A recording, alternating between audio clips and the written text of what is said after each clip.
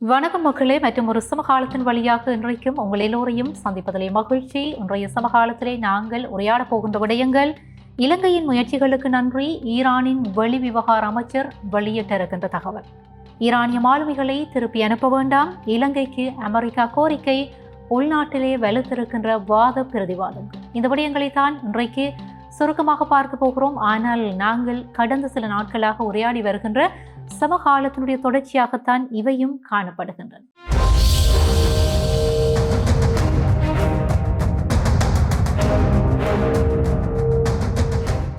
ஆசிய பிராந்தியத்திலே, மிக முக்கியமாக மேற்காசிய பிராந்தியத்திலே எழுந்திருக்கின்ற போர் பதட்ட சூழ்நிலைகள் இன்றைக்கு உலகளாவிய ரீதியிலே பேசுபொருளாக மாறியிருக்கிறது. ஈரானிய கப்பல்கள் இந்த சமுத்திரத்துக்குள்ளே பிரவேசித்திருக்கின்றன. அமெரிக்காவினால் ஒரு கப்பல் தாக்கி அழிக்கப்பட்டிருக்கிறது. இன்னும் ஒரு கப்பல் இலங்கையிலே தரித்திருக்கிறது. அது மட்டுமன்றி இன்னும் ஒரு ஈரானிய கப்பல் இந்தியாவினுடைய கொச்சி துறைமுகத்திலே தரித்திருப்பதான செய்திகளையும் அறிய முடிகிறது. இந்த பின்னணியிலே இந்த நாடுகளுக்கு இடையிலே இடம்பெறுகின்ற ராஜதந்திர உறவுகள் குறித்த கலந்துரையாடல்கள் இடம்பெற்றிருக்கின்றன. முக்கியமாக பிராந்திய மேம்பாடுகள் குறித்து இந்திய இலங்கை வெளியுறவு அமைச்சர்கள் உரையாடி இருப்பதான தகவல்களை அறிய முடிகிறது. முன்னதாக இந்திய வெளிவிவகார அமைச்சர் ஜெய்சங்கர் இலங்கை வெளிவிவகார அமைச்சர் விஜித ஹேரத்தோடு உரையாடி இருக்கின்ற செய்திகளை அவதானிக்க முடிகிறது. அது மட்டுமன்றி ஈரானுடைய வெளியுறவுத்துறை அமைச்சர் சையத் அப்பாஸ் அரக்ஷி இந்திய மற்றும் இலங்கை வெளிவிவகார அமைச்சர்களோடு தொலைபேசி வழியாக உரையாடி இருக்கிறார். தனித்தனியாக அவர்கள் இருவரோடும் அவர் உரையாடி இருக்கிறார் என்கிற விடயங்களை அறிய முடிகிறது. இந்த உரையாடல்களின் பிரகாரம் மிக முக்கியமான பல்வேறு விடயங்கள் உரையாடப்பட்டிருக்கிறதாம். ஈரானுக்கு எதிராக அமெரிக்கா மற்றும் இஸ்ரேல் இணைந்து மேற்கொண்டு வருகின்ற இந்த யுத்தத்தின் காரணமாக எழுந்திருக்கின்ற பூகோள அரசியல் நிலைமைகள், மிக முக்கியமாக பிராந்திய அரசியல் நிலைமைகள் தொடர்பாக இவர்கள் உரையாடல்களை நிகழ்த்தியிருக்கிறார்கள் என்று சொல்லப்படுகிறது. இந்த இரண்டு தரப்பு உறவுகள் குறித்தும் முன்னேற்றகரமான உரையாடல்கள் மேற்கொள்ளப்பட்டிருக்கிறதா. அமெரிக்கா மற்றும் இஸ்ரேலிய ஆட்சியினுடைய அந்த குற்றச் செயல்கள் தொடர்பாக சர்வதேச சட்டங்களுக்கு உட்படுத்தி தாங்கள் நடவடிக்கைகளை எடுப்போம் என்று சொல்லி ஈரானிய வெளிவிவகார அமைச்சர் குறிப்பிட்டதான அந்த தகவல்களையும் அறிய முடிகிறது. முன்னறிவிப்பு இல்லாமல் அமெரிக்கா ஈரானிலே இருந்து சுமார் 2000 மைல்கள் தொலைவிலே தரித்திருந்த இலங்கை அரசால் மீட்பு பணிகள் மேற்கொள்ளப்பட்ட ஐரிஸ் டினா மற்றும் ஐரிஸ் புஷர் ஆகிய அந்த கப்பல்களில் இருந்த ஈரானிய கடற்படை வீரர்களுடைய நல்வாழ்வு குறித்து இலங்கை மேற்கொண்டிருக்கின்ற விடயங்களுக்கு ஈரான் தன்னுடைய நன்றிகளை தெரிவித்திருப்பதாகவும் பாராட்டுகளை தெரிவித்திருப்பதாகவும் அறிய முடிகிறது. சரி, இந்த விடயங்கள் பொதுவாக பேசப்பட மிக முக்கியமான ஒரு தலையடி ஒன்று இலங்கை மீது சூழ்ந்திருக்கிறது. மேற்காசிய நாடுகளுடைய இந்த யுத்த வலயத்துக்குள்ளே இலங்கை மிக விரைவாக இழுக்கப்பட்டிருக்கிறது. ஆகவே இந்த பின்னணியிலே ஒரு மிக முக்கியமான அறிவிப்பை அமெரிக்கா வெளியிட்டிருக்கிறது. அதாவது மார்ச் 6ஆம் திகதி வெளியிட்ட அமெரிக்க வெளியுறவுத்துறையினுடைய உள்துறை தகவல் தொடர்பு ஒன்றிலே, அதாவது கொழும்பிற்கு இந்த தகவல் வழங்கப்பட்டிருக்கிறது என்று சொல்லியும், கொழும்பிலே இருக்கின்ற அமெரிக்க தூதரகம் வழியாக இலங்கை அரசுக்கு இந்த விடயங்கள், இந்த செய்திகள் கொடுக்கப்பட்டிருக்கின்றன என்கிற விடயங்களையும் அறிய முடிகிறது. அதாவது இலங்கை அரசு மேற்கொண்ட இந்த மீட்பு நடவடிக்கைகள், இந்த மீட்பு நடவடிக்கைகளின் போது மீட்கப்பட்டிருக்கின்ற அல்லது பாதுகாக்கப்பட்டிருக்கின்ற ஈரானிய கடற்படை வீரர்களை மீள ஈரானிடம் கையளிக்க கூடாது என்கிற நிபந்தனையினை அல்லது கட்டளையினை அமெரிக்கா வெளிப்படுத்தி இருக்கிறது என்கிற செய்திகளை அறிய முடிகிறது. இந்த விடயம் தொடர்பாக நாங்கள் முன்னரும் சமகாலத்தில் உரையாடி இருந்தோம். ஒருவேளை அமெரிக்கா இவ்வாறான ஒரு கேள்வியை அல்லது ஒரு கட்டளையை பிறப்பித்தால் இலங்கை என்ன செய்யும் என்கிற ஒரு வினாவை நாங்கள் தொடுத்திருக்கிறோம்.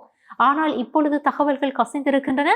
அமெரிக்கா இவ்வாறான ஒரு அறிவித்தலை இலங்கைக்கு வழங்கி இருக்கிறதாம். என்று சொல்லி சொன்னால் ஈரான் இந்த கடற்படை வீரர்களையும் மாலுமிகளையும் அரசியலுக்கான பிரச்சாரமாக அது பயன்படுத்துகிறதாம். இதன் காரணமாக உலகளாவிய ரீதியிலே ஈரானுக்கான ஒரு அரசியல் பிரச்சாரமாக இது மாற்றப்படுகிறதாம். ஆகவே இதனை அனுமதிக்க முடியாது என்று அமெரிக்கா திட்டவட்டமாக மறுத்திருக்கிறதாம். ஆகவே இலங்கை என்ன செய்ய போகிறது? நான் ஏற்கனவே குறிப்பிட்டதை போன்று இலங்கை மிக விரைவாக இந்த மேற்காசிய நாடுகளிலே இடம்பெற்று வருகின்ற யுத்த சூழ்நிலைகளுக்குள் இழுக்கப்பட்டிருக்கிறது. அது எப்படி தன்னை ராஜதந்திர ரீதியாக நகர்வுகளை மேற்கொண்டு தக்க வைத்துக் கொள்ள போகிறது என்கிற விவகாரம் இன்றைக்கு கேள்விக்குறியாக எழுந்திருக்கிறது.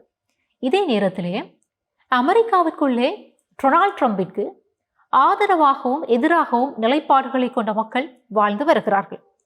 எங்களுக்கு தெரியும், அமெரிக்க ஜனாதிபதி டொனால்ட் ட்ரம்ப் குடியரசுக் கட்சியை சார்ந்தவர். அவருடைய குடியரசுக் கட்சிக்குள்ளே அவருக்கு தீவிரமான ஆதரவாளர்கள் இருக்கிறார்கள். எப்பொழுதும் அவருக்கான ஆதரவு நிலைப்பாடுகள் அங்கே இருந்து கொண்டிருக்கின்றன. ஆனால் இந்த கட்சிக்கு வெளியிலே டொனால்ட் ட்ரம்பை எதிர்க்கின்ற மக்கள் அமெரிக்காவிலே இருக்கிறார்கள். அமெரிக்காவுடைய செனட் கூட்டத்திலே ஒரு முன்னாள் வீரர் ஒருவர், நீங்கள் இஸ்ரேலோடு இணைந்து ஈரானுக்கு எதிராக யுத்தத்தை நிகழ்த்துகிற போது அதற்கு நாங்கள் யுத்தத்திலே ஈடுபட முடியாது என்று சொல்லி அவர் கொஞ்சம் ஆக்ரோஷமாக குரலை எழுப்பியிருந்தார். அவரை அமெரிக்க போலீஸ் அடக்கியிருந்த அந்த காணொலிகளையும் நாங்கள் அவதானித்திருந்தோம். இவ்வாறான பல மக்கள் டொனால்ட் ட்ரம்பினுடைய இந்த ஈரான் யுத்தம், அது மட்டுமன்றி ஏனைய சர்வாதிகார போக்கிற்கு எதிரான நிலைப்பாடுகளை கொண்டவர்களாகவும் இருக்கிறார்கள். ஆகவே இந்த நிலைப்பாடுகள் உலக ஒழுங்குகளிலே மாற்றங்களை ஏற்படுத்துமா என்கிற கேள்வி தொக்கு நிற்கிறது. ஆனால் நாங்கள் அமெரிக்காவினுடைய அடுத்த 2028ஆம் ஆண்டு தேர்தல் வரைக்கும் பொறுத்திருந்து பார்க்க வேண்டி இருக்கிறது. அதே நேரத்திலே அமெரிக்க ஜனாதிபதி ட்ரம்புக்கு எதிரான கொள்கைகளை கொண்டிருக்கிற மக்கள் இந்த எப்ஸ்டீன் ஃபைல் விவகாரங்களை வெளிப்படுத்த வேண்டும் என்கிற கோரிக்கைகளையும் அவர்கள் முன்வைத்து வருகிறார்கள். இவ்வாறு விடயங்கள் அமெரிக்காவிற்கு உள்ளும் வெளியிலும் சென்று கொண்டிருக்க, இலங்கையிலே சத்தம் இல்லாமல் இன்னும் ஒரு விடயம் நிகழ்ந்திருக்கிறது. இந்த ஈரானிய கப்பல் ஐரிஸ் தினா அமெரிக்க நீர்மூழ்கி தாக்குதலின் காரணமாக அழிக்கப்பட்ட போது இலங்கை மீட்பு பணிகளை மேற்கொண்டிருந்தது. இது எங்கள் எல்லோருக்கும் தெரியும். அந்த மீட்பு பணிகளின் போது மீட்கப்பட்ட உடலங்களை ஈரான் இறுதிச் சடங்கிற்காக தங்களிடம் கையளிக்க வேண்டும் என்கிற கோரிக்கையை விடுத்திருந்தது. ஆனால் இலங்கை தற்காலிகமாக அதை மறுத்திருந்தது. என்றால் யுத்த சூழ்நிலைகளை காரணம் காட்டி அவ்வாறு உடனடியாக உடல்களை கையளிக்க முடியாது என்பதை இலங்கை வெளிப்படுத்தி இருந்தது. ஆனால் இந்த உடல்களை பேணி பாதுகாப்பதிலே இலங்கை சிக்கல்களை எதிர்கொண்டு வருகிறது என்கிற விடயத்தை நாங்கள் அறிந்திருந்தோம். ஏனென்றால் இங்கே இருக்கக்கூடிய அந்த வசதி வாய்ப்புகள் போதாமல் இருக்கிறது உடல்களை பேணுவதற்கு என்று. இந்த நேரத்திலே காலி வணிக சமூகம் தாங்களாக முன்வந்து ஒரு நெற்காரியத்தை செய்திருக்கிறார்கள். ரூபாய் 2.2 மில்லியன் பெறுமதியான உடல்களை பாதுகாக்கக்கூடிய குளிர்சாதன உபகரணங்களை வழங்கியிருக்கிறார்கள். ஆகவே இந்த உபகரணம் இந்த காலத்தினுடைய தேவை அறிந்த ஒரு உதவி என்று சொல்லி சமூக வலைத்தளங்களிலே அதிகமாக பேசப்படுகிறது. இந்த கடல் விபத்திலே இருந்து மீட்கப்பட்ட உடலங்களை இவ்வாறு சேமித்து வைக்க முடியும் என்கிற அந்த செய்திகளையும் அறிய முடிகிறது. ஆகவே இந்த உடலங்கள் முறையாக சேமிக்கப்பட்டு உரிய நேரத்திலே இலங்கையால் ஈரானிடம் கையளிக்கப்படும் என்று சொல்லியும் எதிர்பார்க்கப்படுகிறது. ஆனால் இந்த விடயங்கள் இலங்கையினுடைய நாடாளுமன்றத்திலே, அதாவது இந்த ஈரான் கப்பல் விவகாரங்கள், எழுந்திருக்கின்ற பாதுகாப்பு பிரச்சனைகள், எதிர்கட்சிகளுக்கு அரசை சாடுவதற்கான சொல்லுவார்கள் சும்மா இருந்த வாய்க்கு ஒரு அவல் கிடைத்ததை போன்று வெல்லுவதற்கான ஒரு விடயமாக மாறியிருக்கிறது. இலங்கைக்கு அண்மையிலே இலங்கையினுடைய பொருளாதார வலயத்திற்குள்ளே ஒரு கப்பல் அமெரிக்காவால் தாக்கி அழிக்கப்பட்டிருக்கிறது, ஈரானிய கப்பல். ஆனால் அந்த கப்பலுடைய நோக்கம் என்பது யுத்தம் செய்வதல்ல. யுத்த கப்பல், ஆனால் வேறு நோக்கத்திற்காக அது பயணப்பட்டிருக்கிறது. ஆகவே இந்த கப்பல் இவ்வாறு தாக்கி அழிக்கப்பட்ட சம்பவத்தை எதிர்க்கட்சி தலைவர் சஜித் பிரேமதாச நாடாளுமன்றத்திலே கடுமையாக சாடியிருக்கிறார். அவர் குறிப்பிட்டிருக்கின்ற விடயம் சமூக வலைத்தளங்களிலே மக்களால் அதிகமாக ஒரு நையாண்டியாக பேசப்படுகிறது. சஜித் பிரேமதாச இன்றைக்கு இந்த கடல் வல்லுநராக, ஒரு போரியல் வல்லுநராக மாறியிருக்கிறார். எப்படி மாறினார் என்கிற கேள்விகள் எல்லாம் மக்களாலே உரையாடப்படுகிறது. ஆகவே அவர் குறிப்பிட்டிருக்கிறார், எங்களுடைய கடல் எல்லைக்குள் இப்படி ஒரு கப்பல் நுழைந்திருக்கிறது என்றால் இந்த தகவலை கண்டறிவதற்கான ட்ரேடர் ஃபெசிலிட்டிஸ், அந்த வசதி வாய்ப்புகள் எங்களிடம் இல்லையா? அந்த தொழில்நுட்பங்கள் எங்களிடம் இல்லையா? அது மட்டுமன்றி நீருக்கடியிலே நிகழ்கின்ற இந்த விடயங்களை அறியக்கூடிய வலையமைப்புகள் எங்களிடம் இல்லையா? இழுத்துச் செல்லப்படும் செயற்கைக்கோள் கண்காணிப்பு வசதிகள் எங்களிடம் இல்லையா? இப்படியெல்லாம் காரசாரமான கேள்விகளை அவர் அடுக்கடுக்காக நாடாளுமன்றத்திலே வெளிப்படுத்தி இருக்கிறார். எங்களுடைய தேசிய பாதுகாப்பு மிகவும் உயர்ந்த நிலையிலே இருப்பதாக கூறப்படுகிற இந்த நேரத்தில் தான் இப்படியான ஒரு சம்பவம் பதிவாகி இருக்கிறது. ஆகவே எங்களுடைய தேசிய பாதுகாப்பு என்பது எப்படி இருக்கிறது, என்னாகி இருக்கிறது என்றெல்லாம் அவர் கேள்விகளை எழுப்பி இருக்கிறார். இவர் ஒரு புறம் கேள்விகளை எழுப்ப, நாடாளுமன்றத்துக்கு வெளியிலே சீலா ரத்ன தேரர் இன்னும் ஒரு கேள்வியை எழுப்பி இருக்கிறார். நீங்கள் ஈரானிய கப்பலை நாட்டினுடைய கடற்பகுதியிலே அனுமதித்து இருக்கிறீர்கள். கொழும்பிலே மாலுமிகளை இறக்கி இருக்கிறீர்கள், அதிகாரிகளை இறக்கி இருக்கிறீர்கள், ஈரானிய கடற்படை வீரர்களை இறக்கி இருக்கிறீர்கள், திருகோணமலைக்கு அந்த கப்பலை நீங்கள் கொண்டு செல்ல போகிறீர்கள். அப்படியானால் ஒருவேளை அமெரிக்காவோ இஸ்ரேலோ இந்த ஈரானுக்கு எதிரான நாடுகள் இலங்கையினுடைய ஜனாதிபதி செயலகம் மீது தாக்குதல்களை நிகழ்த்தினால் நீங்கள் என்ன செய்ய போகிறீர்கள் என்று பொறுப்பேற்ற விதத்திலே அவர் ஒரு கேள்வியை வெளிப்படுத்தி இருக்கிறார். இந்த நாட்டில் இருக்கின்ற சில பிக்குகள் அவ்வப்போது நகைப்பிற்கு இடமான சில கருத்துக்களை வெளிப்படுத்துவது வளமையாக இருக்கிறது. அப்படித்தான் இவரும் ஒரு கேள்வியை எழுப்பி இருக்கிறார். சரி, நான் ஏற்கனவே ஒரு விடயத்தை குறிப்பிட்டிருந்தேன். 3 கப்பல்கள், ஈரானுடைய 3 கப்பல்கள், அதாவது ஐரிஸ் டேனா அழிக்கப்பட்டிருக்கிறது, ஐரிஸ் புஷர் இலங்கையிலே நிலை கொண்டிருக்கிறது, திருகோணமலை துறைமுகத்திற்கு அது எடுத்துச் செல்லப்பட போகிறது. இதே போன்று ஐரிஸ் 11 என்று அழைக்கப்படுகிற இன்னும் ஒரு கப்பல் இந்தியாவுடைய கொச்சி துறைமுகத்திலே தங்கி இருக்கிறது அல்லது தங்க வைக்கப்பட்டிருக்கிறது என்கிற செய்திகள் இந்திய ஊடகங்கள் வாயிலாக வெளிப்படுத்தப்படுகின்றன.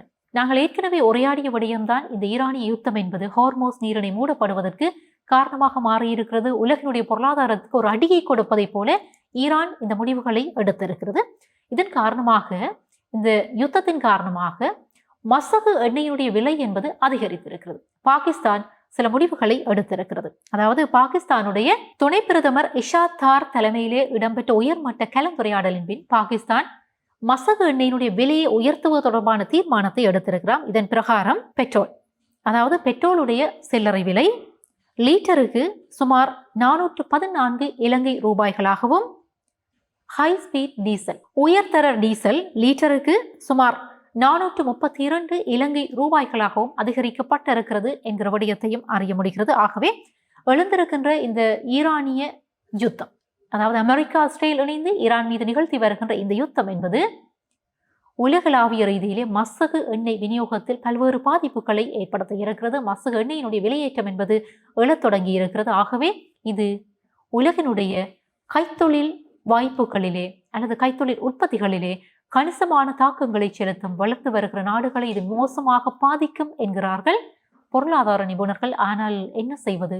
இலங்கை போன்ற நாடுகள் எழுந்திருக்கின்ற இந்த சூழ்நிலைகளுக்கு தங்களை முகம் கொடுத்து தக்க வைத்துக் கொள்வதற்கான ராஜதந்திர நகர்வுகளை மேற்கொண்டு தங்களுடைய இருத்தலை நிலைநிறுத்திக் கொள்வதற்கான முயற்சிகளிலே ஈடுபடுவதுதான் புத்திசாலித்தனம். அதைத்தான் இலங்கை அரசு மெதுமெதுவாக மேற்கொண்டு வருகிறது என்கிற சில செய்திகள் அல்லது அந்த செயற்பாடுகளை வைத்து அவதானிக்க முடிகிறது. சந்திக்கலாம் மற்றும் ஒரு சமகாலத்தோடு.